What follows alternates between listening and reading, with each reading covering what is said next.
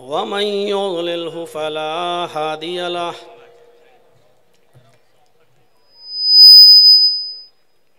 وأشهد أن لا إله إلا الله وحده لا شريك له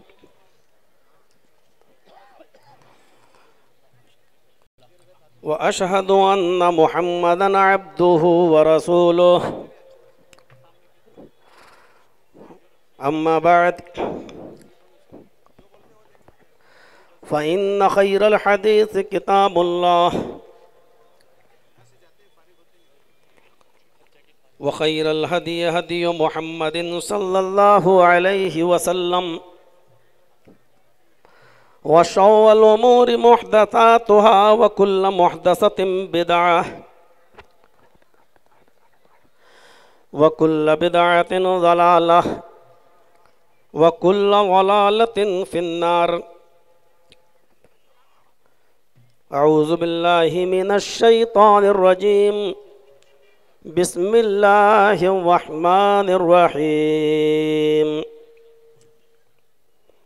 قل إن كنتم تحبون الله فاتبعوني يحببكم الله رب اشرح لي صدري ويسر لي أمري واحلل عقدة من لساني يفقهوا قولي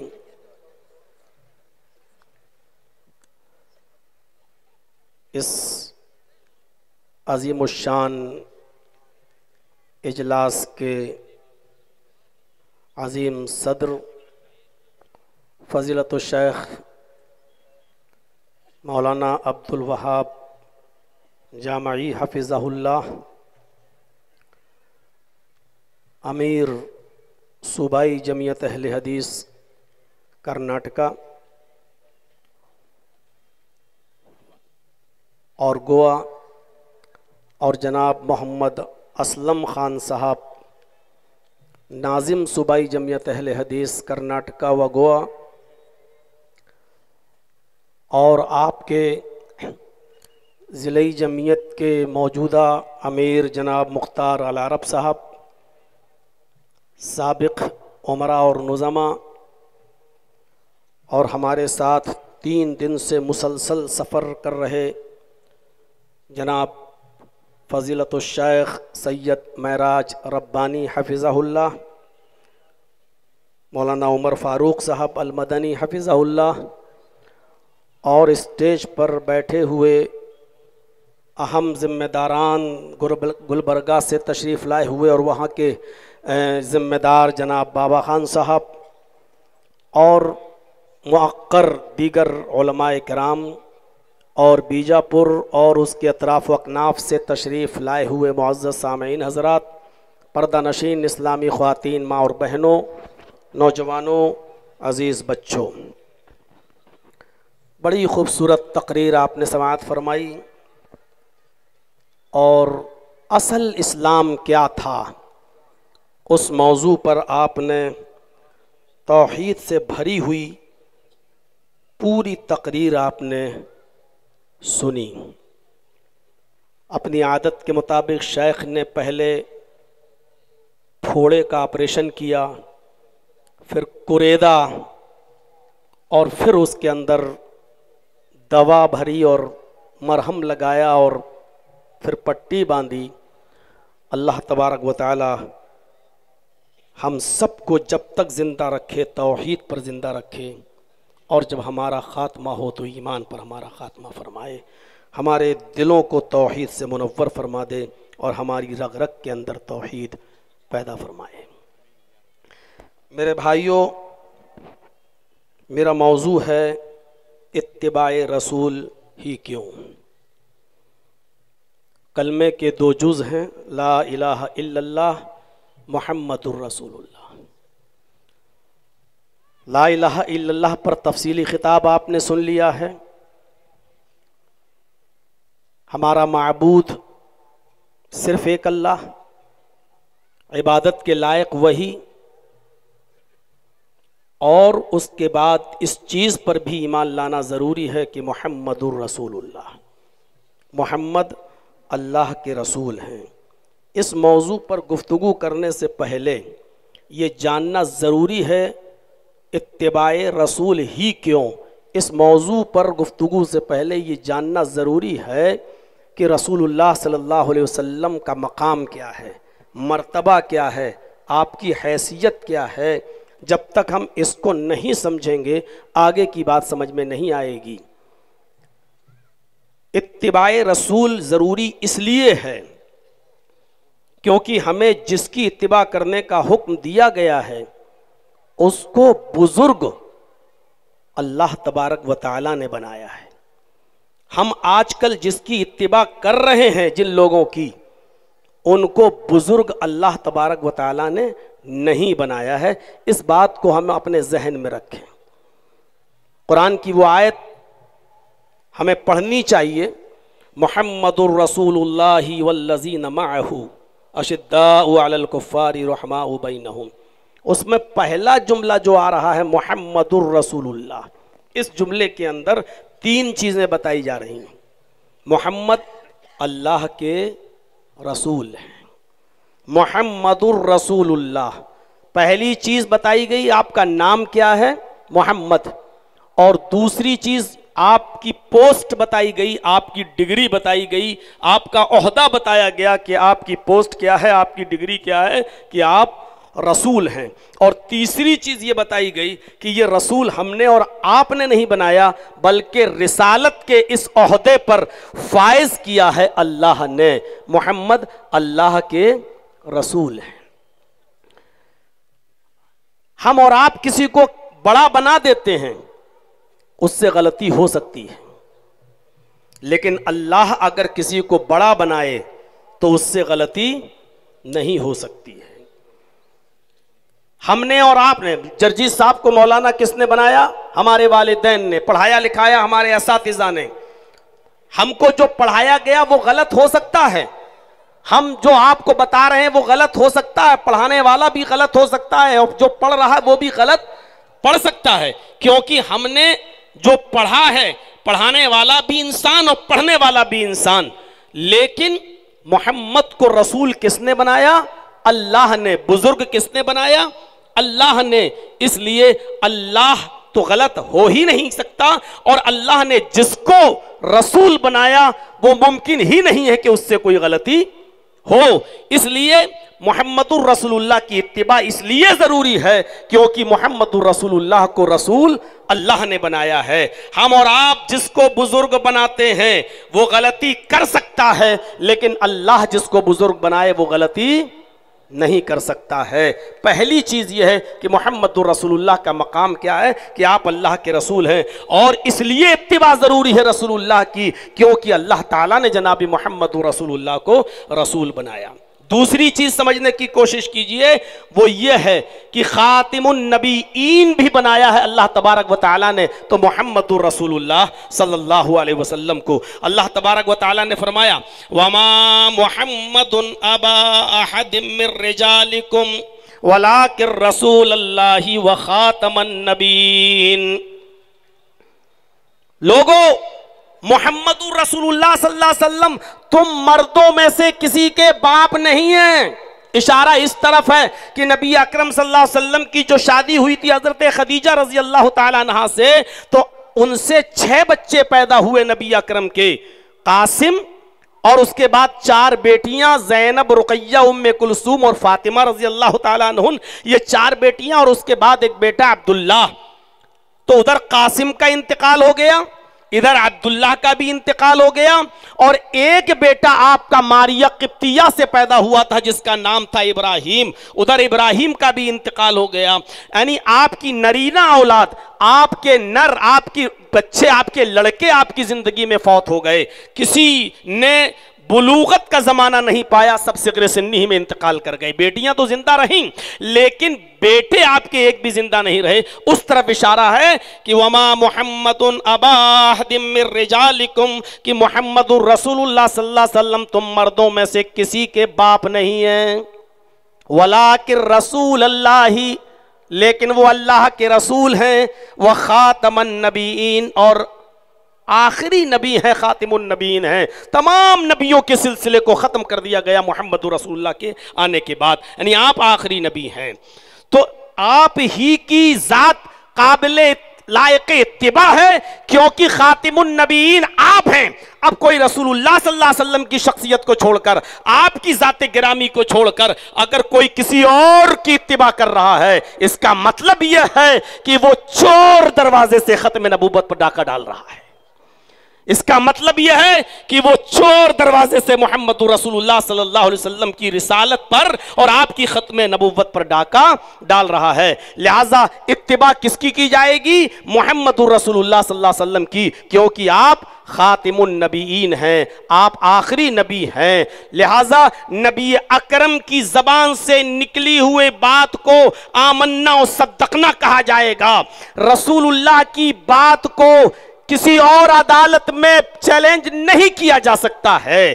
آج ہوتا یہ ہے کہ رسول اللہ صلی اللہ علیہ وسلم کی زبان سے جو چیز نکلی، ہم یہ دیکھتے ہیں کہ نبی نے یہ کہا ہے، اس پر ہمارے بزرگ نے کیا کہا ہے، اس پر اس کے بزرگ نے کیا کہا ہے۔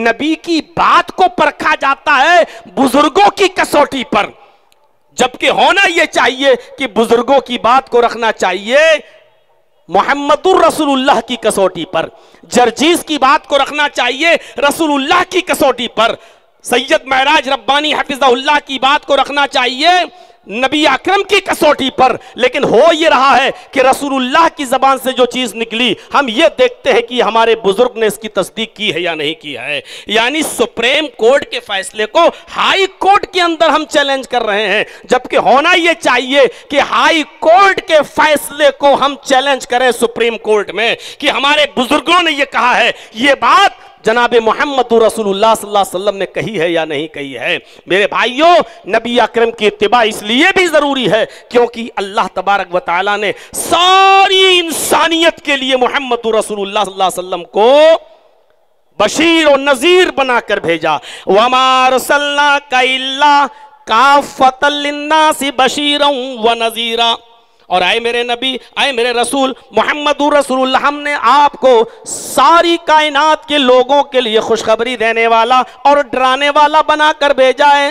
خوشخبری دینے والے وہ ہیں، اچھے عمل کرنے پر جنت کی بشارت دینے والے وہ ہیں، اور برے کام کرنے پر جہنم کی کے عذاب سے ڈرانے والے وہ ہیں۔ جب خوشخبری دینے والے وہ ہیں اور ڈرانے والے وہ ہیں تو نماز، روزہ، حج، زکوٰۃ، اٹھنا، بیٹھنا، لیٹنا، سونا، جاگنا، کھانا، پینا، ان تمام چیزوں میں قابل اتباع بھی جناب محمد رسول اللہ صلی اللہ علیہ وسلم ہی کی ذات گرامی ہو سکتی ہے، کسی دوسری کوئی دوسری نہیں۔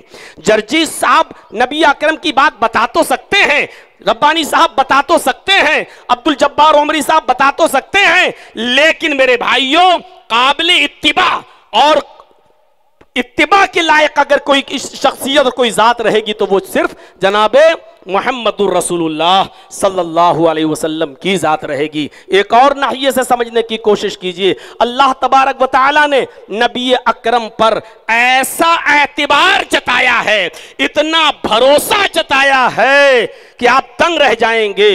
اتنی بڑی بات کہہ دی اللہ تبارک و تعالیٰ نے کہ ما آتاکم الرسول فخذوہ وما نہاکم عنہ فانتہوا۔ وہ یہ بھی کہہ سکتا تھا ما آتاکم اللہ فخذوہ، اللہ تمہیں جو دے وہ لے لو، لیکن اس نے یہ نہ کہہ کر کیا کہا؟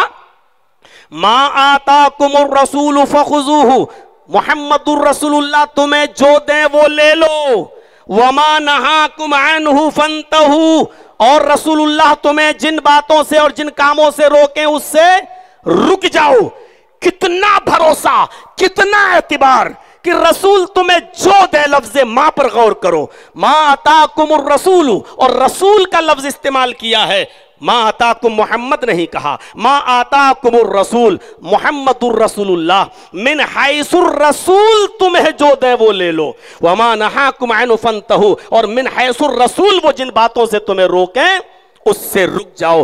اتنا اعتبار، اتنا بھروسہ، کیونکہ اللہ جانتا ہے کہ رسول اللہ صلی اللہ علیہ وسلم وہ چیز تمہیں دے ہی نہیں سکتے ہیں جو ان کی اپنی طرف سے ہو، وہ تمہیں وہی دیں گے جو ہم تمہیں بتائیں گے، جو ہم انہیں بتائیں گے وہی بات وہ تمہیں آپ کو دیں گے۔ اس لیے جو کچھ بھی وہ تمہیں دیں، من حیث الرسول، من حیث البشر نہیں، من حیث الرسول، ورنہ مسلم شریف کی وہ روایت بھی آپ اٹھا سکتے ہیں میرے بھائیوں کہ اللہ کے نبی، ایک صحابی فرماتے ہیں کہ اللہ کے نبی صلی اللہ علیہ وسلم جب مدینہ میں تشریف لائے، لما قدم نبی اللہ صلی اللہ علیہ وسلم المدینہ وہم یعبرون النخل، صحابی کہتے ہیں کہ اللہ کے رسول صلی اللہ علیہ وسلم جب مدینے میں تشریف لائے تو اس وقت مدینے کے حالات یہ تھے کہ مدینے کے لوگ کھجور کی قلم کاری کیا کرتے تھے۔ قلم کاری سمجھتے ہیں؟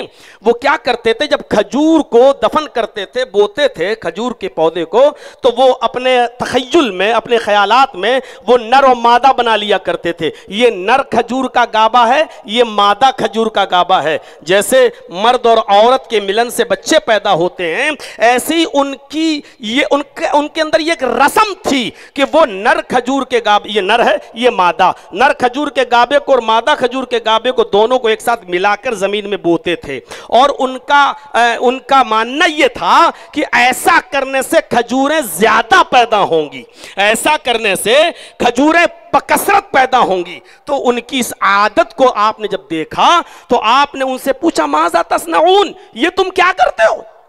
تو انہوں نے کہا کننا نصنعوہ، اے اللہ کے رسول ہم تو اسی طریقے سے کرتے ہوئے چلے آ رہے ہیں، ہم تو یہ نر کھجور اور مادہ کھجور دونوں کے گابے کو ملا کر زمین میں بوتے ہیں، اس سے کھجوریں زیادہ پیدا ہوتی ہیں۔ تو اللہ کے نبی نے ان سے کہا لو لم تفعلوہ لکان خیرا، اگر تم ایسا نہ کرتے تو اچھا ہوتا، اگر ایسا نہ کرتے تو بہتر ہوتا۔ حدیث کے الفاظ ہیں مسلم شریف کی فترکوہ، انہوں نے ایسا کرنا چھوڑ دیا۔ انہوں نے کہا اللہ کے نبی نے کہا چلو مان جاتے ہیں، نہیں کرتے ہیں، نہیں کرتے ہیں۔ تو انہوں نے اس سال ایسے ہی بس بوتے چلے گئے، نہ نر بنایا نہ مادہ بنایا، اور ایسے ہی بوتے چلے گئے، نبی اکرم کے کہنے پر چھوڑ دیا۔ فنقصت، اسی سال کھجوروں میں نقصان ہو گیا۔ جب نر و مادہ گابھا جب دونوں ملا کر بوتے تھے تو کھجوریں زیادہ پیدا ہوتی تھی۔ اللہ کے نبی نے کہا ایسا نہ کرتے تو اچھا ہوتا، انہوں نے چھوڑ دیا۔ جب چھوڑا تو فنقصت، اسی سال کھجور کم پیدا ہوئے۔ کہا اللہ کے رسول یہ دیکھو کیا ہو گیا۔ تو اللہ کے نبی صلی اللہ علیہ وسلم نے جو بات کہی تھی وہ بات کیا تھی؟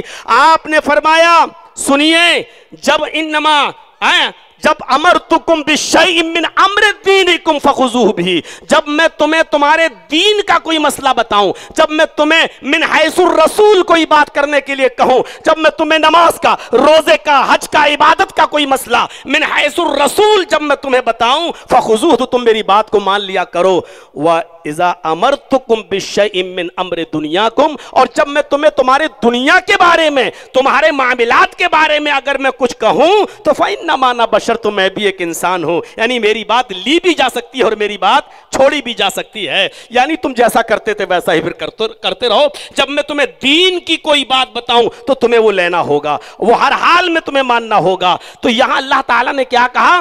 ما آتاکم الرسول فخذوہ، تمہیں محمد الرسول اللہ من حیث الرسول تمہیں جو بات دیں وہ لے لو، وما نہاکم عنہ فانتہوا، اور تمہیں جن کاموں سے روکیں اس سے تم رک جاؤ۔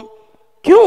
کیونکہ اللہ جانتا ہے کہ محمد رسول اللہ میرے پیارے حبیب اپنی طرف سے کچھ دیتے ہی نہیں ہیں، اس نے دنیا والوں کے سامنے گارنٹی دی ہے اور کہا ہے کہ دنیا والوں سنو، ما ینطق عن الہوی، ہمارا پیغمبر، ہمارا رسول تمہیں جو کرنے کے لیے کہہ رہا ہے وہ کرو، جس سے روک رہا ہے اس سے رک جاؤ، اس لیے کہ وہ اپنی طرف سے تمہیں کچھ نہیں دیتا ہے۔ ما ینطق عن الہوی، وہ اپنی خواہش سے کچھ نہیں بولتا ہے، وہ اپنے دل سے کچھ نہیں کہتا ہے، وہ کچھ نہیں، ان ہوا الا وحی یوحا، وہ وہی بات بولتا ہے جس کے بولنے کی وحی کی جاتی ہے، جو بولنے کا اس کو حکم دیا جاتا ہے۔ تو رسول اللہ صلی اللہ علیہ وسلم کی ذات اس لیے قابل اتباع ہے کیونکہ وہ اپنی طرف سے کچھ نہیں بولتے۔ جرجیت صاحب اپنی طرف سے کچھ بول سکتے ہیں، علماء اپنی طرف سے بول سکتے ہیں، بزرگ اپنی طرف سے بول سکتے ہیں کہ لیکن محمد رسول اللہ کی ذات اپنی طرف سے کچھ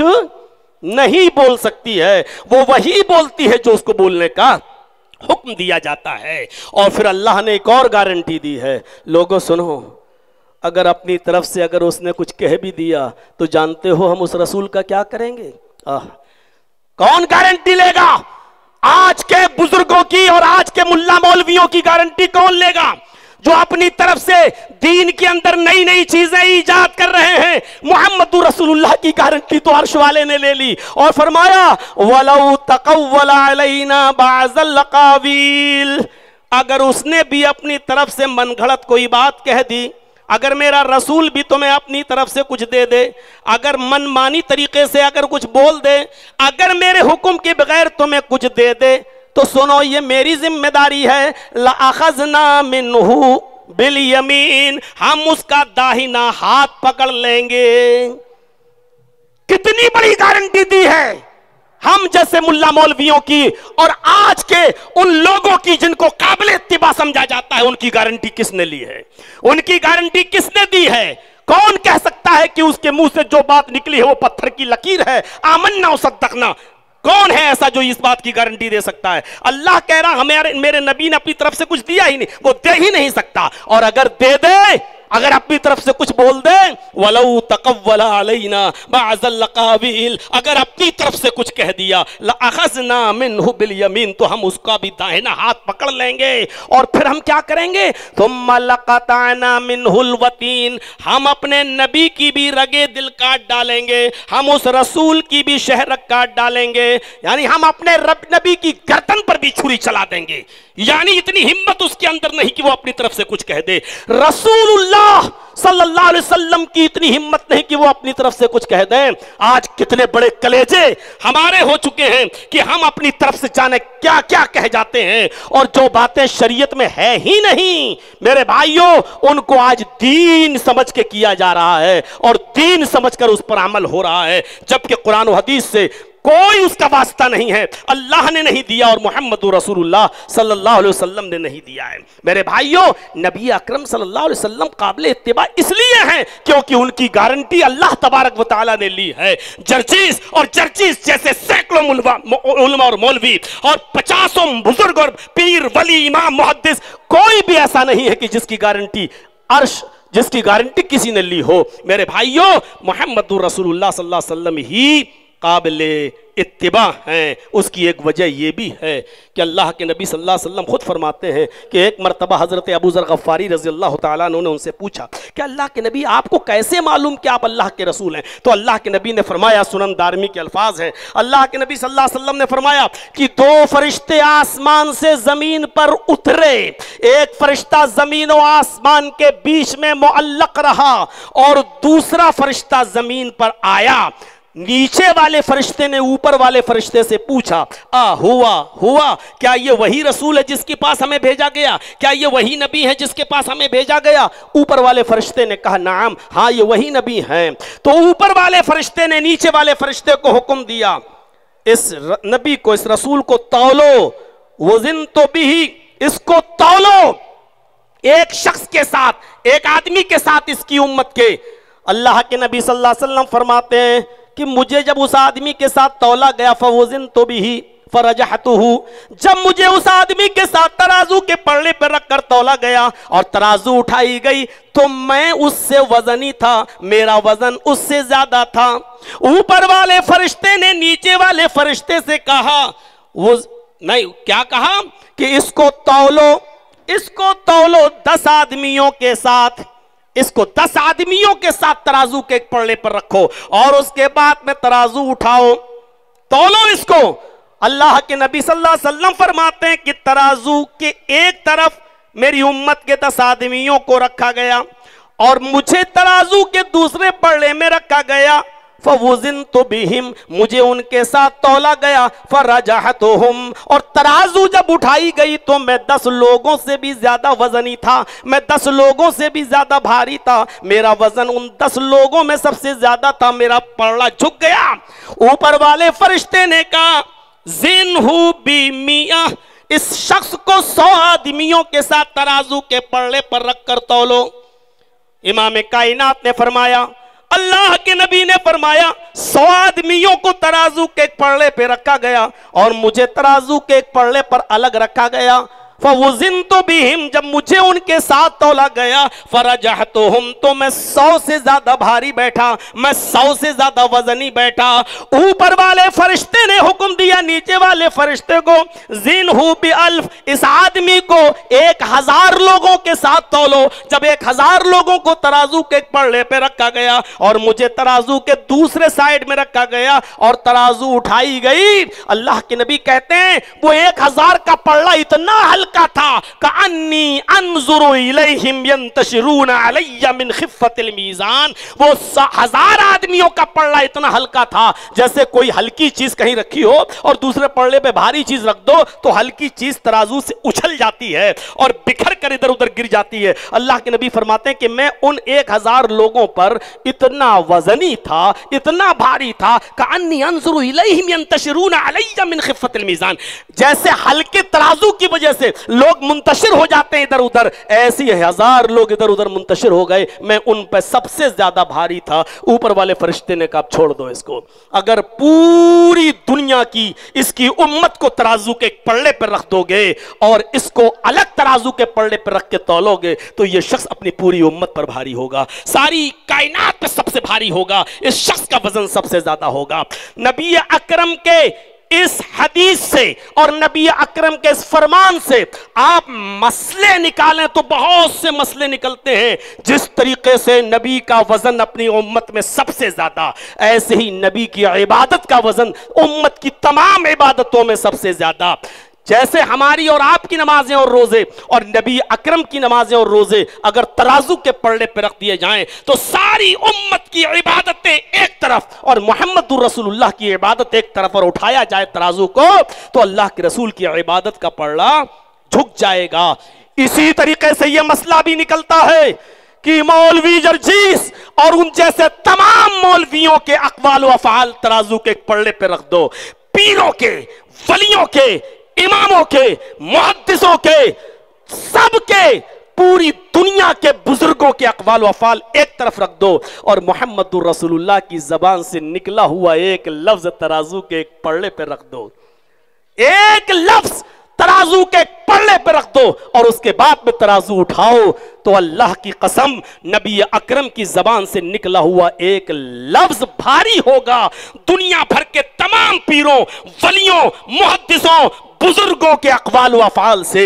जिसकी बात का वजन इतना ज्यादा हो तो वही शख्सियत काबिल इत्तिबा भी है और इसलिए उसी की इत्तिबा की जाएगी। फिर उस जैसा कोई लेकर तो आओ कि हम उसकी इत्तिबा करें। मेरे भाइयों, अर्श वाले ने भी कह दिया अगर अल्लाह की मोहब्बत का हक चाहते हो कि तुमसे मोहब्बत अल्लाह करे तो उसके लिए तुम्हें रसूलुल्लाह की इत्तिबा करना पड़ेगी। और कहलवा दिया और ऐलान करवाया, कुल इन कुंतुम तुहिब्बून अल्लाह, आए मोहम्मद सल्लल्लाहु अलैहि वसल्लम आप ऐलान कर दीजिए, कह दीजिए दुनिया वालों से, इन कुंतुम तुहिब्बून अल्लाह, अगर तुम चाहते हो कि अगर तुम चाहते हो कि अल्लाह से मोहब्बत करो, तुम अगर चाहते हो कि अल्लाह से मोहब्बत करो, फत्तबिऊनी, तो पहले मेरी इत्तिबा करो। जब मेरी इत्तिबा करोगे तो अल्लाह भी तुमसे मोहब्बत करेगा, तुम अल्लाह की नजरों में महबूब हो जाओगे। मेरे प्यारे भाइयों, सोचिए कि आज हमने खत्मे नबूवत पर कैसे कैसे डाके डाले हैं, आज हमने किसको किस कुर्सी पर बिठा दिया है और किसकी नबी की बात पर बुलडोजर चल जाए लेकिन हमारे मौलवी की बात सर से नीचे ना उतरे, हमारे बुजुर्ग की बात का इंसल्ट ना हो जाए। नहीं मेरे भाइयों, आज गौर तो करो। मैंने 2 बातें आपको समझाई। रसूलुल्लाह सल्लल्लाहु अलैहि वसल्लम ने मिन हैसुर रसूल जो दिया, आपको एक वाकया सुनाऊं, बुखारी शरीफ के अंदर आया है, जरा आप गौर से सुनेंगे तो आपको बहुत सी चीजें मिल जाएंगी। अल्लाह के नबी सल्लल्लाहु अलैहि वसल्लम का मामूल था, आपका मामूल था, आपकी आदत थी, असर की नमाज पढ़ने के बाद आप सारी बीवियों के हुजरे में जाया करते थे और उनसे मुलाकात करते थे थोड़ी थोड़ी देर, इतनी कि मगरिब तक सारी बीवियों से थोड़ी थोड़ी देर बातचीत करके वापस आ जाएं। आपका यह मामूल था। अब देखिए और यहां से गौर कीजिएगा, एक दिन आपकी बीवियों में से एक बीवी के पास, जिनका नाम हजरत ज़ैनब बिन्त जहश है, उनके पास कहीं से गिफ्ट के तौर पर शहद आ गया। शहद तो अल्लाह के नबी सल्लल्लाहु अलैहि वसल्लम उनके पास जब मिलने गए تو انہوں نے کہا کہ تھوڑا رک جائیے، آپ بھوکے ہوں گے، میں آپ کے لیے شہد کا شربت بنا کر لاتی ہوں۔ وہ چلی گئیں، شربت بنانے میں تھوڑا ٹائم لگا اور اللہ کے رسول صلی اللہ علیہ وسلم کو شربت کو پینے میں تھوڑا ٹائم لگ گیا، تو وہاں اور بیویوں کی بنسبت زینب کے گھر میں زیادہ رک گئے۔ کو بڑی تکلیف ہوئی، اچھا مثلا ہم کو 5 منٹ دیتے ہیں تو ادھر 8 منٹ 10 منٹ، اور میں تو 3 دن سے سفر کر رہا ہوں ربانی صاحب کے ساتھ، آج چھٹکارا ملے گا، چلے جائیں گے۔ بہت دعائیں دیں جب میرے اوپر حادثہ آیا اور جیل میں ہم گئے، تو جب یہ سعودیہ میں تھے شیخ، تو وہاں سے میں نے ان کی وہ کلپ سنی، دعا کی میرے لیے، سعودیہ میں دعا کی۔ آج کے اس دور میں جب چاروں طرف حسد کا زمانہ ہو، کینہ کپٹ کا زمانہ ہو، اس شخصیت کی زبان سے میرے لیے دعا نکلی۔ اور اس مرتبہ جب گئے تو کہا کہ جمعیت کیا کر رہی ہے، جماعت کیا کر رہی ہے۔ اللہ رب العالمین ایسے مخلص علماء میرے بھائیوں آج کے زمانے میں ہونا چاہیے، جن کے مشوروں سے، جن کی تعلیم سے ہم بہت کچھ سیکھا 3 دن میں، بہت، اور ان کے ہر مشورے کو میں مانتا ہوں، لیکن ایک مشورہ میں نہیں مانتا ہوں۔ 3 دن سے پوچھ رہا آپ کے کتنے بچے ہیں؟ میں نے کہا 3۔ کہہ رہے ہیں کہ کیوں آگے کیوں نہیں ہوتے؟ میں نے کہا شیخ تینوں آپریشن سے ہوئے۔ تو بولے دوسرے کا راستہ تو کھلا ہوا ہے، دوسرا کیوں نہیں کرتے ہو؟ اگر ان کا مشورہ میں مان لوں تو یہ 1-2 مہینہ رہ جاؤں تو یہ دوسری شادی کرا کے ہی مان لیں گے۔ اتنی فضیلت، اتنی فضیلت، اتنی اہمیت بیان کر رہے ہیں کہ لگتا ہے کہ ہاں صحیح کہہ رہے ہیں۔ پھر میں نے پوچھا کہ شیخ سے آپ کی دوسری ہے کہ نہیں؟ کہ میں کیوں بتاؤں؟ یہ کہیں حدیث میں آیا ہے کہ بتا کر کرو؟ میرے بھائیوں میں نے 2-3 بیوی والوں کا انجام دیکھا ہے۔ میں پڑوسی ملک میں گیا ہوں، جب پڑوسی ملک میں گیا ہوں تو وہاں ایک شخص کی 3 بیویاں تھیں۔ اب اس نے میری دعوت کر دی، نام بھی بتا دوں تو عمر شریف، بہت زیادہ مذاقی ہے، لیکن تھوڑا سا اس نے میری، اب تو خیر انتقال ہو گیا اس کا، اس نے میری دعوت کر دی۔ تو جب اس نے کہا دیکھیے مولانا، صبح کا ناشتہ میرا آپ کو پہلی بیوی کے ہاں کرنا پڑے گا، دوپہر کا کھانا آپ کو دوسری بیوی کے ہاں، شام کو تیسری بیوی کے ہاں۔ میں نے کہا رے یہ کیا 3 بیوی؟ بولے ہاں۔ اس کے بعد جب عشاء کا کھانا کھانے گئے اس کے ہاں شام کا، تو پڑوس میں مسجد تھی، تو میں نماز پڑھ کے نکلا، تو میں نے کہا حضرت آپ کیوں نہیں نماز پڑھتے ہیں؟ تو اتنے کانفیڈنس کے ساتھ کہہ رہا ہے کہ میں تو جنتی ہوں، مجھے نماز پڑھنے کی کیا ضرورت ہے، اتنا یقین کے ساتھ کہہ رہا ہے۔ میں نے کہا دسترخوان پر بیٹھ کر حضرت آپ اتنے یقین کے ساتھ کیسے کہہ رہے ہیں؟ بولا اللہ 2 جہنم نہیں دے سکتا ہے۔ میں نے کہا کیا مطلب؟ کہا کہ میری 3 بیوی ہیں، میں نے اسی دنیا میں جہنم دیکھ لی ہے، اس لیے اب میں اللہ 2 جہنم دے ہی نہیں سکتا۔ نماز آپ لوگ پڑھیے، ہم کو کیا ضرورت، ہم تو ویسے ہی جنتی ہیں۔ ہم نے کہا رے آپ اتنا کانفیڈنس کے ساتھ کیسے کہہ رہے ہیں؟ بولا رے میں جنت میں جا رہا ہوں گا، فرشتہ کہے گا اے کہاں جا رہے ہو؟ جنت میں۔ کتنی بیوی تھی؟ کہا 3۔ ارے جاؤ تم تو پہلے ہی سے جہنم بھگت کے آئے ہو۔ تو وہ تھوڑا مذاقی تھا، اس نے مذاق کے انداز میں یہ باتیں کہیں۔ اللہ شیخ کو تو کی علم میں اضافہ فرمائے، ان کی عمر میں برکت عطا فرمائے، حاسدین کے حسد سے ان کی حفاظت فرمائے، اور اللہ رب العالمین ان کے علم میں دن دنیا اور رات چوگنی ترقی عطا فرمائے۔ تو اللہ کے رسول کا حال دیکھ رہے ہیں، نبی اکرم صلی اللہ علیہ وسلم کی بیوی کہتی ہے اچھا ان کے ہاں 5 منٹ تھا، ہمارے ایسا 5 تو 10 منٹ۔ تو یہ چونکہ سلسلہ کئی دن چلتا رہا، کئی دن تک، شہد بہت زیادہ تھا ان کے پاس، اس لیے انہوں نے دوسرے دن بھی شربت پلایا، تیسرے دن بھی شربت پلایا۔ تو بیویوں نے کہا کچھ زیادہ ہی رغبت لے رہے ہیں اللہ کے رسول زینب کے پاس۔ تو ان لوگوں نے ایک چال چلی، اور چال کیا تھا؟ ساری بیویوں نے آپس میں صلاح کر لی اور مشورہ کر لیا کہ جس کے پاس بھی اس گھر سے نکل کر اللہ کے نبی آئیں، سب یہ کہنا کہ آپ کے منہ سے مغافیر کی بو آ رہی ہے۔ مغافیر ایک پودا ہوتا ہے جس میں بدبو آتی ہے، تو سب کہنا کہ آپ کے اندر سے، آپ کے منہ سے مغافیر کی بو آ رہی ہے، اور اللہ کے رسول کو بدبو سے بڑی سخت نفرت ہے۔ کہا اچھا ٹھیک ہے۔ تو آپ جب زینب کے گھر سے نکلے، جس بیوی کے پاس گئے، اس نے کہا کیا آپ مغافیر کی بو آ رہی ہے، آپ کیا؟ اچھا آپ نے کہا نہیں تمہاری ناک میں کچھ زیادہ سونگنے کی طاقت آ گئی ہوگی، ایسا نہیں۔ پھر آپ وہاں سے دوسری بیوی کے آ گئے، اس نے بھی آپ کے منہ سے مغافیر کی بو آ رہی ہے۔ تیسری کے پاس گئے تو ایک کہے تو 3 4 ساری بیویاں کہنے لگی کہ آپ کے منہ سے مغافیر کی بو آ رہی ہے۔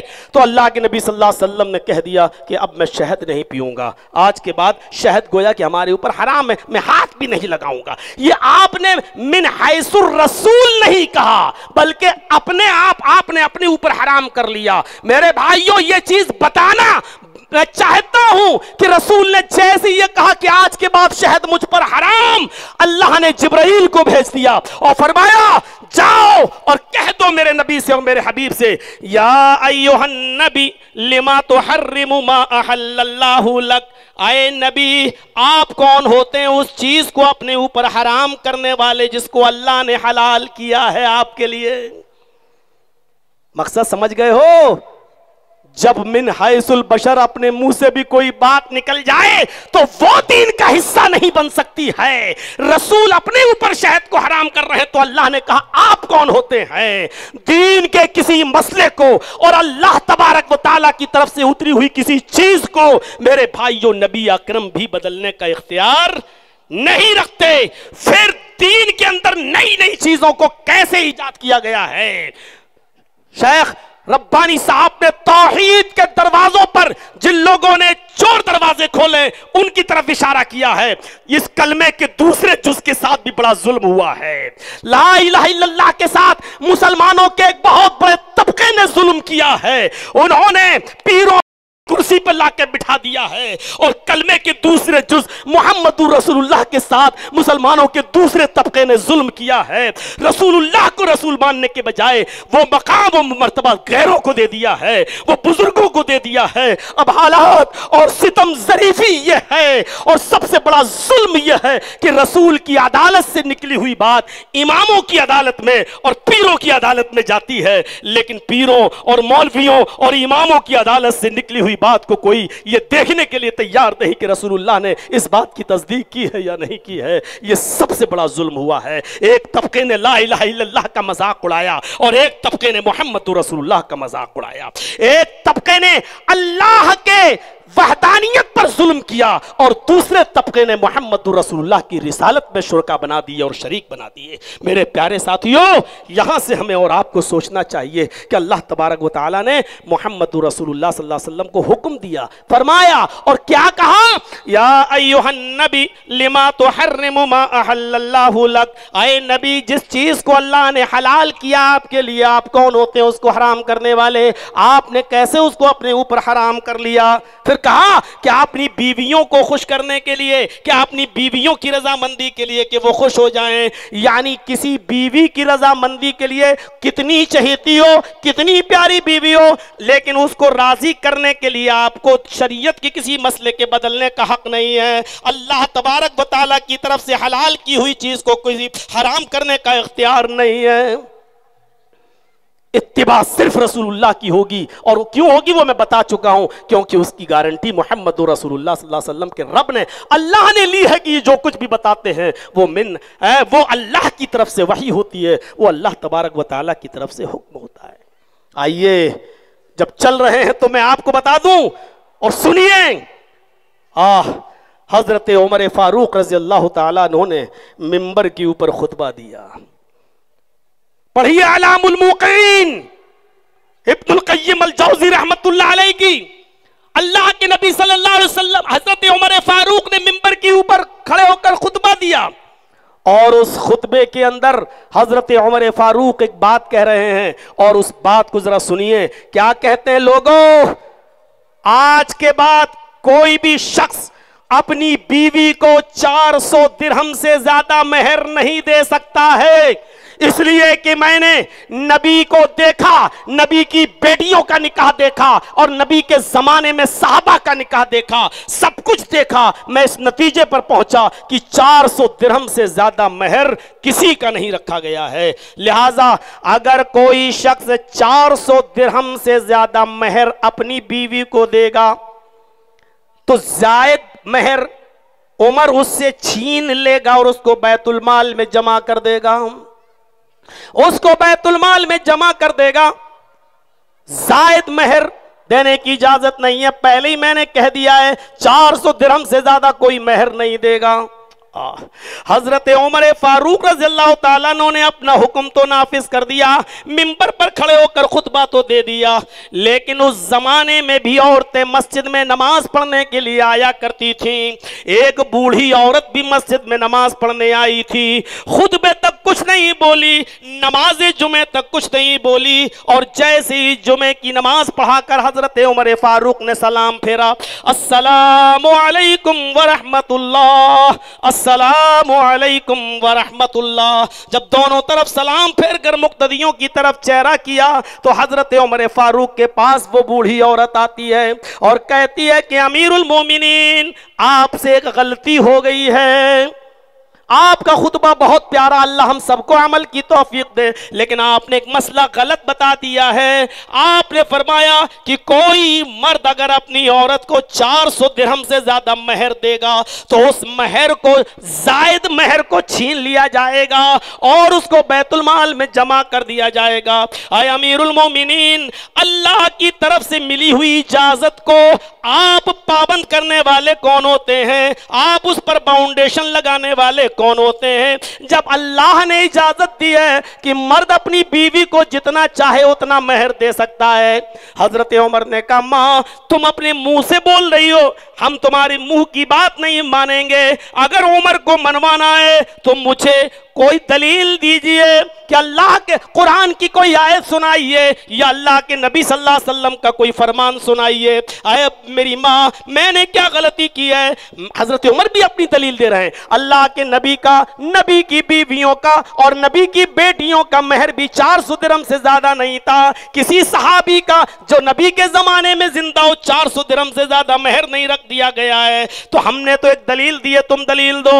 اس بوڑھی عورت نے دلیل دی اور کھڑے ہو کر کہتی ہے کہ امیر المومنین، اللہ رب العالمین قرآن میں فرماتا ہے وَآتَيْتُمْ إِحْدَاهُنَّ قِنْطَارًا فَلَا تَأْخُذُوا مِنْهُ شَيْئًا، یہ اللہ رب العالمین قرآن میں فرماتا ہے کہ اگر تمہارا شوہر تمہیں بہت زیادہ مال دینا چاہے، وَآتَيْتُمْ إِحْدَاهُنَّ قِنْطَارًا، ایک خزانہ دینا چاہے، مال کا ایک ڈھیر دینا چاہے، جتنا زیادہ مال دینا چاہے دے سکتا ہے، فَلَا تَأْخُذُوا مِنْهُ شَيْئًا، تم اس مال میں سے کچھ بھی لینے کا اختیار نہیں رکھتے ہو، اس مال میں سے لینے کا کچھ بھی پاور نہیں رکھتے ہو، کچھ بھی اختیار نہیں رکھتے ہو۔ ادھر آیت ختم ہوئی، ادھر حضرت عمر فاروق صحابہ سے ڈسکس کر رہے ہیں، اس بوڑھی عورت نے جو بات بتائی ہے کیا یہ قرآن میں ہے؟ یہ آیت جو پڑھی ہے کیا یہ قرآن میں ہے؟ جواب دیا صحابہ نے کہ ہاں اے امیر المومنین قرآن کی آیت موجود ہے۔ اب حضرت عمر فاروق منبر کے اوپر کھڑے ہو جاتے ہیں۔ سنیے، حضرت عمر اسی منبر پہ کھڑے ہوئے جس منبر پر ابھی کہا تھا کہ 400 درہم سے زیادہ میں مہر نہیں دینے دوں گا، اگر دے گا تو زائد مال چھین لوں گا، اسی منبر پر دوبارہ کھڑے ہوئے۔ کون عمر؟ خطا کس سے ہو رہی ہے؟ حضرت عمر سے، وہ عمر جن کے بارے میں اللہ کے نبی صلی اللہ علیہ وسلم نے کہا تھا کہ لو کان بعدی نبی لکان عمر، اگر میرے بعد کوئی نبی ہوتے تو وہ عمر ہوتے، لیکن حضرت عمر اسی منبر پہ کھڑے ہو کے کہتے ہیں اصابت امرأۃ واخطا رجل، ایک عورت نے درست بات کی ہے اور عمر سے خطا ہو گئی ہے، عمر سے غلطی ہو گئی ہے۔ اعلام الموقعین کے الفاظ پڑھیے، اصابت امرأۃ، اس عورت نے صحیح بات کہی ہے، واخطا رجل، اور ایک آدمی مراد خود ہے، یعنی مجھ سے خطا ہو گئی ہے۔ اے لوگوں، میں اپنے جملے واپس لیتا ہوں، اب اسی چیز پر عمل کیا جائے گا اور قرآن کی اس آیت کو ہی آزاد چھوڑا جائے گا۔ اے لوگوں، اب تم جتنا بھی مہر دینا چاہو دے سکتے ہو۔ قرآن کی آیت کے آ جانے کے بعد عمر کون ہوتا اپنی منمانی چلانے کا حق رکھتا ہے؟ عمر کون ہوتا جو اپنی منمانی چلائے؟ میرے بھائیوں، جب حضرت عمر جنہوں نے نبی اکرم کی صحبت پائی ہے، جب ایسا شخص سے خطا اور غلطی ہو سکتی ہے تو بعد میں آنے والے لوگوں سے خطا اور غلطی کیوں نہیں ہو سکتی ہے؟ تو پھر بعد میں آنے والے لوگ لائق اتباع کیوں ہوں گے؟ جب حضرت عمر فاروق نے اپنی بات کو قابل اتباع نہیں سمجھا اور انہوں نے قرآن و حدیث کے آ جانے کے بعد رجوع کر لیا اور منبر پہ کھڑے ہو کے جب کہہ دیا کہ اصابت امرأۃ واخطا رجل، تو بات ہی ختم ہو گئی۔ اس لیے رسول کی اتباع کی جائے گی، کیونکہ ہر شخص سے خطا ہو سکتی ہے، ہر شخص سے غلطی ہو سکتی ہے، خطا اور غلطیوں سے پاک اگر کوئی ذات ہے تو وہ صرف جناب محمد رسول اللہ صلی اللہ علیہ وسلم کی۔ آئیے ایک واقعے کی طرف اور آپ کو لے کے چلتا ہوں۔ حضرت عمر اور حضرت عمار ابن یاسر دونوں سفر پہ ہیں، سنیے دونوں سفر میں، بخاری کی روایت، دونوں سفر میں ہیں اور دونوں ایک جنگل سے گزر رہے ہیں۔ حضرت عمار بھی قدیم صحابی اور حضرت عمر بھی قدیم صحابی۔ رات کا اندھیرا تھا، سوچا یہی خیمہ ڈال لو، خطرناک جانوروں کا مقابلہ کون کرے گا، یہیں صبح کی فجر کی نماز پڑھ کے ہم آگے کا سفر کریں گے۔ دونوں نے وہی خیمہ ڈالا، چادر بچھائی اور دونوں سو گئے۔ بخاری کی روایت، صبح فجر کی نماز کے لیے دونوں اٹھے، اتفاق سے دونوں جنبی ہو گئے۔ حضرت عمار کو بھی غسل کی ضرورت پڑ گئی اور حضرت عمر کو بھی غسل کی ضرورت پڑ گئی۔ فطرت ہے، انسان ہے، فطری چیز ان کے ساتھ بھی۔ حضرت عمار کو بھی غسل کی ضرورت اور حضرت عمر فاروق کو بھی غسل کی ضرورت۔ اب مسئلہ تو معلوم ہے کہ پانی نہ ملے تو تیمم کر لیا جائے۔ تو حضرت عمار نے کہا مجھے مسئلہ معلوم ہے۔ کہا کیا؟ پانی نہیں ہمارے پاس، کیا کیا جائے؟ کہا تیمم کر لیا جائے۔ اللہ کے نبی نے فرمایا جب پانی نہ ملے تو پاک مٹی سے تیمم کر لو۔ ادھر عمر فاروق نے کہا جہاں اللہ کے نبی نے یہ بات بتائی تھی اس مسجد میں میں بھی موجود تھا، لیکن اللہ کے نبی نے یہ وضو کے تیمم کی بات بتائی تھی، ہمیں وضو کی نہیں غسل کی ضرورت ہے۔ اللہ کے نبی نے فرمایا اگر وضو کے لیے پانی نہ ملے تو تیمم کر لو، اپنے دونوں ہاتھ پاک مٹی پہ مار کر اس کو منہ سے ایسے پھونک لو اور اس کے بعد میں چہرے پہ مل کے دائیں ہاتھ بائیں ہاتھ کی پشت پر اور بائیں ہاتھ دائیں ہاتھ کی پشت پر، یہ تیمم ہے۔ اللہ کے نبی نے، حضرت عمر کہتے ہیں اے عمار تم کہہ رہے تیمم، یہ تیمم کی بات تو اللہ کے نبی نے وضو کے لیے کہی تھی، اس مسجد میں تو میں بھی موجود تھا۔ تو حضرت عمار نے اپنی قیاس، اپنی عقل دوڑائی اور کہا کہ ایسا ہے کہ وضو کے لیے تیمم چھوٹا ہوتا ہے، ہاتھ مار لو، منہ پہ پھیر لو اور دائیں بائیں ہاتھ پہ پھیر لو، ہو گیا تیمم۔ ہمیں غسل کی ضرورت ہے تو ایسا کر لیتے ہیں کہ غسل کے لیے بڑا تیمم کر لیتے ہیں۔ تو حضرت عمر نے کہا بڑا تیمم کیا ہے؟ کہا کہ ہم اپنے پورے جسم کو مٹی پر لوٹ لیتے ہیں۔ حضرت عمر فاروق نے کہا نا نا نا بھائی، یہ تم کوئی نئی چیز تو نہیں نکال رہے ہو، ایسا تو میں نے کبھی سنا ہی نہیں اللہ کے رسول سے۔ دیکھیے حضرت عمر نے اپنی عقل دوڑائی، حضرت عمار نے اپنی قیاس، اپنی عقل دوڑائی۔ حضرت عمار نے کہا بھائی میں تو ایسا کر رہا ہوں، حضرت عمر نے تو کہا تم کو کرنا ہے کر لو، ہم تو نہیں کریں گے۔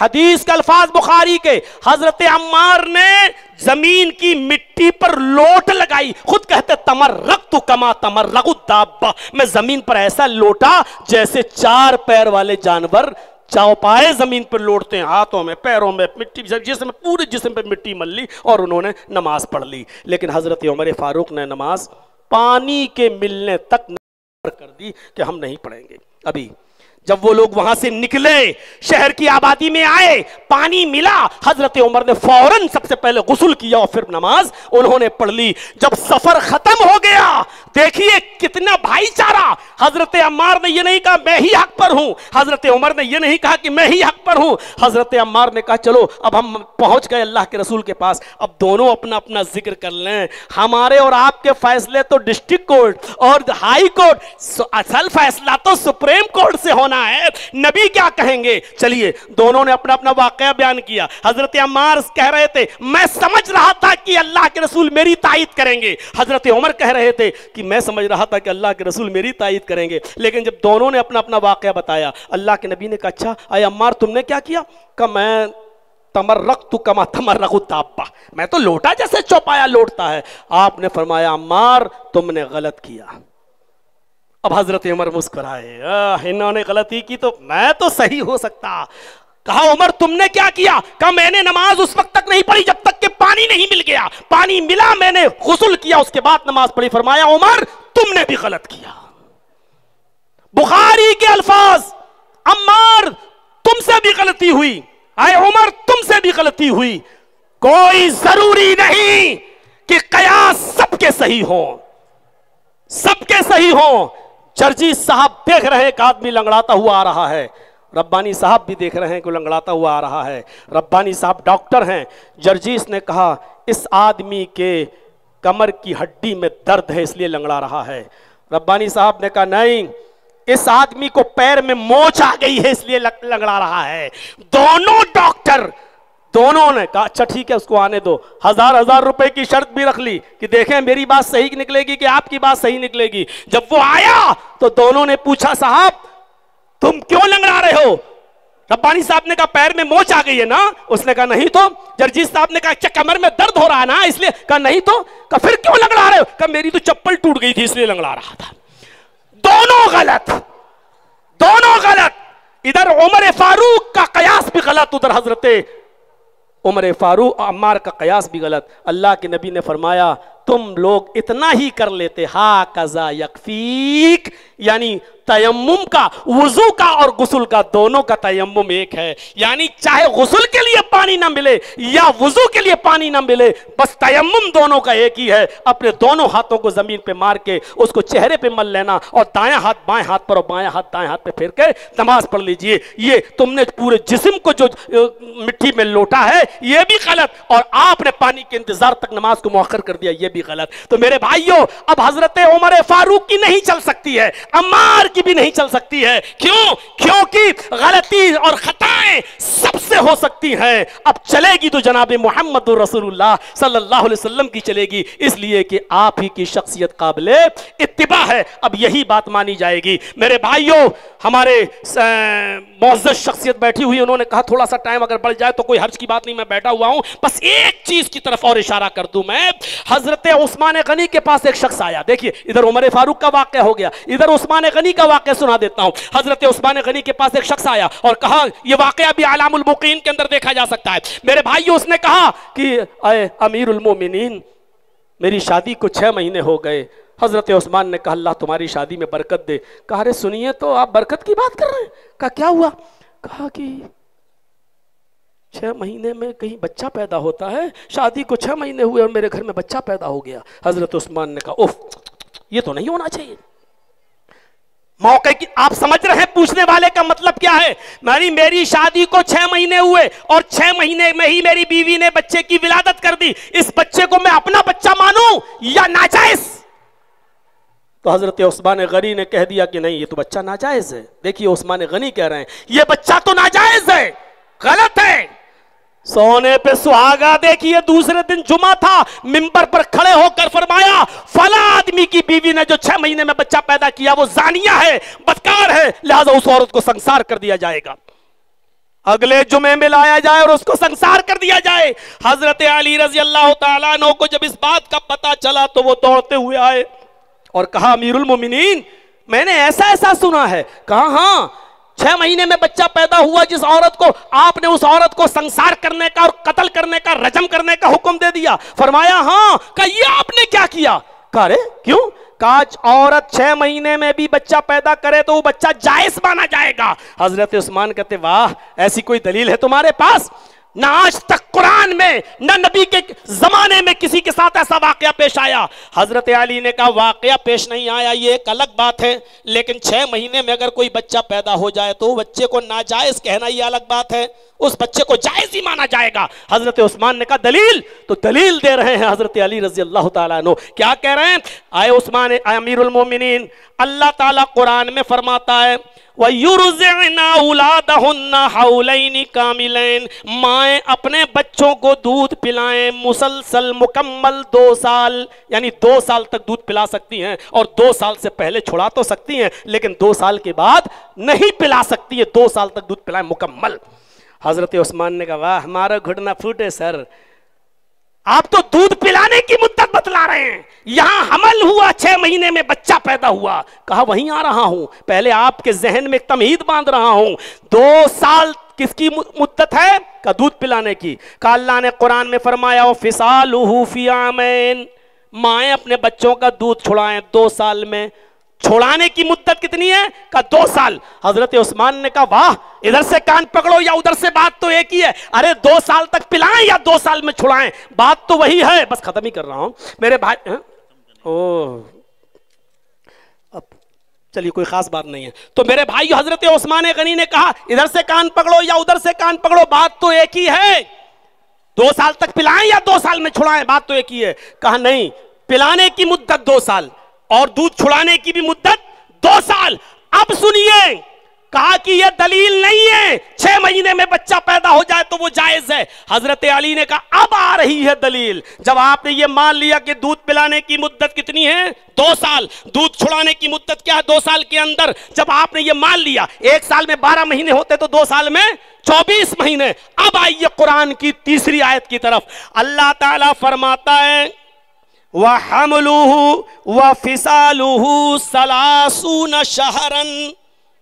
وَحَمْلُهُ عورت کے حمل کی مدت, وَفِصَالُهُ اور دودھ چھڑانے کی مدت 30 شہرن 30 مہینے ہے.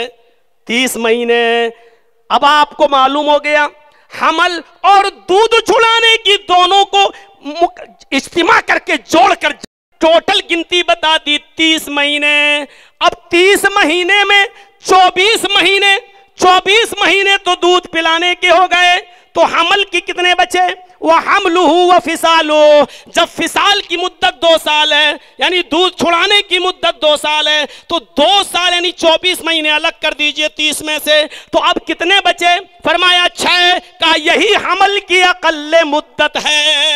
قرآن کی روشنی میں اگر کوئی عورت شادی کے 6 مہینے کے بعد بھی بچہ پیدا کرے گی تو وہ بچہ جائز مانا جائے گا.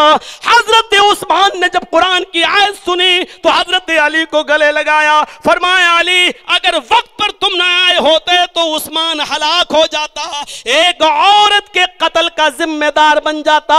حضرت عثمان سے اتنی بڑی غلطی ہو رہی ہے, خطا ہو رہی ہے کہ حضرت عثمان کہہ رہے ہیں کہ اس عورت کو رجم کر دو, سنسار کر دو. میرے بھائیوں, لیکن قرآن کی آیت آ جانے کے بعد حضرت عثمان بھی رجوع کر رہے ہیں. تو یہ تھا 10:15 بجے تک کا میرا خطاب, جو 1 گھنٹے کے آس پاس تقریباً ہو گیا ہے. میرے بھائیوں, اس سے پتہ چل گیا ہے ہمیں اور آپ کو کہ اتباع سنت, اتباع رسول ہی کیوں, صرف رسول کی اتباع اس لیے کہ اس سے بڑھ کر کوئی ذات ہی نہیں ہے کہ کسی اور کی اتباع کی جائے. مسجد فاطمہ کے تعاون کا اعلان ایک مرتبہ اپنی طرف سے کر دیں.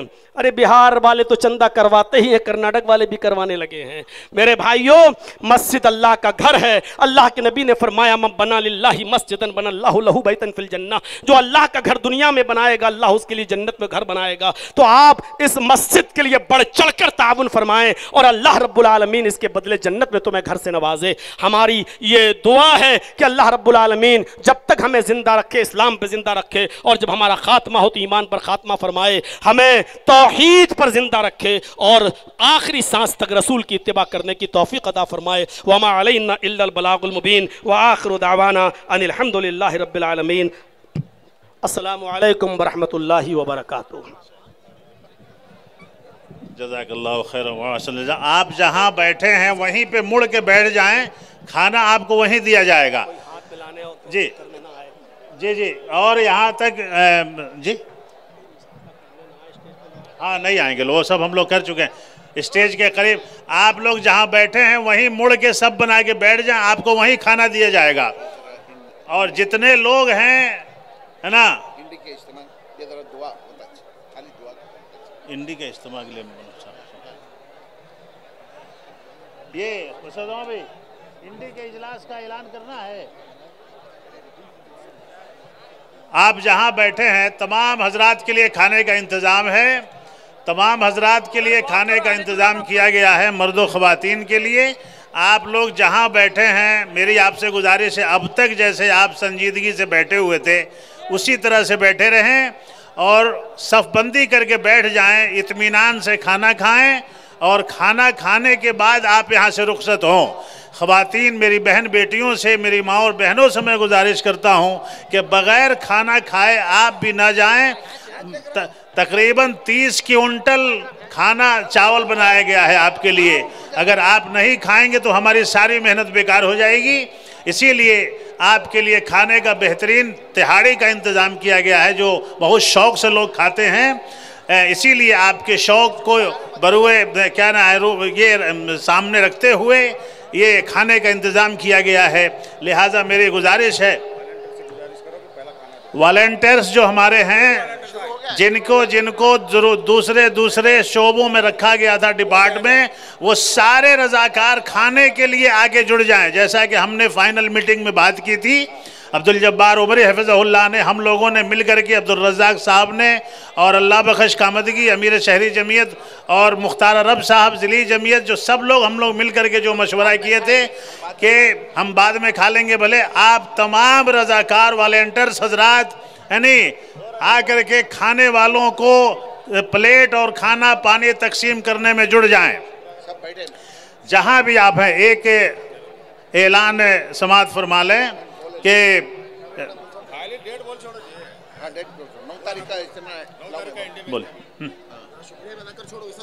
السلام علیکم ورحمۃ اللہ وبرکاتہ۔ نہیں آپ کرو، آپ بولو، چلیے کرو آپ یہ کر لو۔ السلام علیکم ورحمۃ اللہ وبرکاتہ۔ ایک صاحب بیمار ہیں اسماعیل وڈگیری بول کے، ان کی دونوں کڈنیاں فیل ہیں، دعا کی درخواست کی ہے، اللہ تعالیٰ انہی صحت کاملہ عاجلہ عطا فرمائے، جو بھی دوائیں لے رہے ہیں اللہ تعالیٰ اس میں شفا عطا فرمائے۔ آپ جانتے ہیں انڈی میں ایک عظیم الشان اجتماع ہونے جا رہا ہے 9 تاریخ کو جمعرات کے دن۔ آپ اس پروگرام میں بھی شریک ہو کر شکرے کا موقع عنایت فرمائے۔ وہ پروگرام جمعرات کے دن مغرب سے عشاء تک کا ہے، آپ 9 تاریخ کے اجتماع میں شریک ہوں۔ باقی اعلانات انشاءاللہ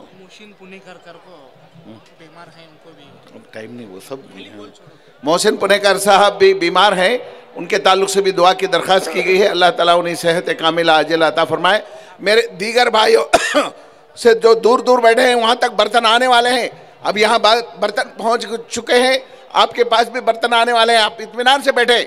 1 منٹ میں پوری جو ہے 5-10 منٹ میں پورے برتن انشاءاللہ پہنچ جائیں گے۔ دیکھیے پورے 15,000 برتن ہیں الحمدللہ، خواتین بھی بیٹھے رہیں، آرام سے آدھے گھنٹے میں ہم سب انشاءاللہ کھانے سے فارغ ہو جائیں گے۔ اور شکریہ جناب عبدالرزاق صاحب ٹکل کے، انشاءاللہ آپ کے سامنے شکریہ کلمات ادا کریں۔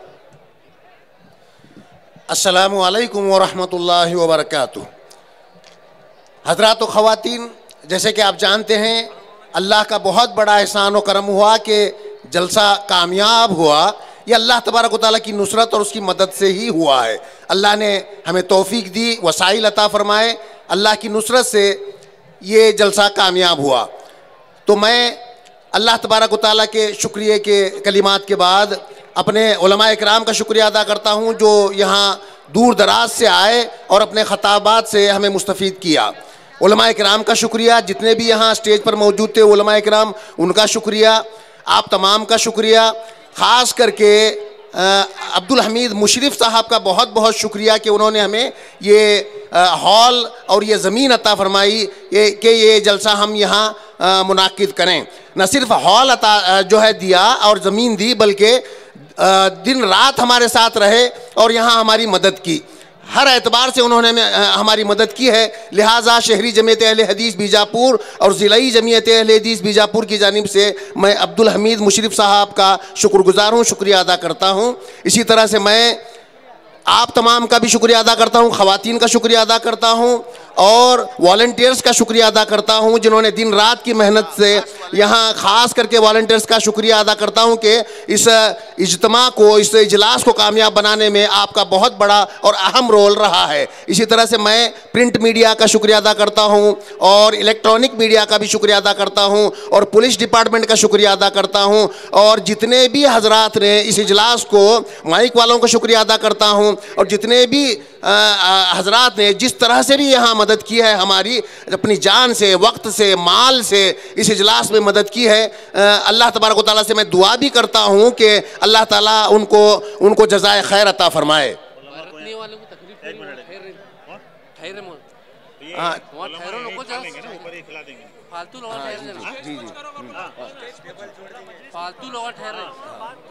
جہاں سے ایک اور بات آ رہی ہے حضرات کے، جہاں سے کھانا برتا جا رہا ہے وہاں بھیڑ نہ جمع کریں، وہاں سے لوگوں کو آسانی پیدا کریں، والنٹیئرز کو، کہ وہ کھانا لے کر کے جائیں۔ لہٰذا آپ تمام کا بھی شکریہ، خواتین کا بھی شکریہ اور جتنے بھی والنٹیئرز ہیں، پھر ایک مرتبہ میں ان کا شکریہ ادا کرتے ہوئے اللہ تعالیٰ سے دعا کرتا ہوں کہ اللہ تعالیٰ ان کو بھرپور اجر عطا فرمائے۔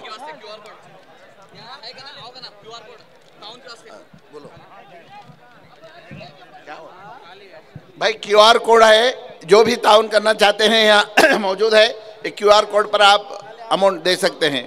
محمدیہ मुजार एक बच्ची है, वो आँख से मादूर है, उन्होंने दुआ की दरख्वास्त की है। अल्लाह ताला से दुआ है इतनी पब्लिक की में इसलिए ऐलान किया जाता है कि सबकी किसी की दुआ कबूल हो जाए। अजीज सोलापुर मंडप को भी जरा बोल दो, सब मेहनत करें। तो इनकी जो है अल्लाह ताला सेहत कामिला आजिला अता फरमाए, अल्लाह ताला उस बच्ची के आँख में दुरुस्तगी अता फरमाए। इसी तरह हमारे जो साउंड सिस्टम है अल्हम्दुलिल्लाह उन्होंने भी बहुत अच्छा इंतज़ाम किया। इसी तरह ये मंडप जो सजाए हैं और कुर्सियाँ जो सजाए हैं, अजीज़ सोलापुर मंडप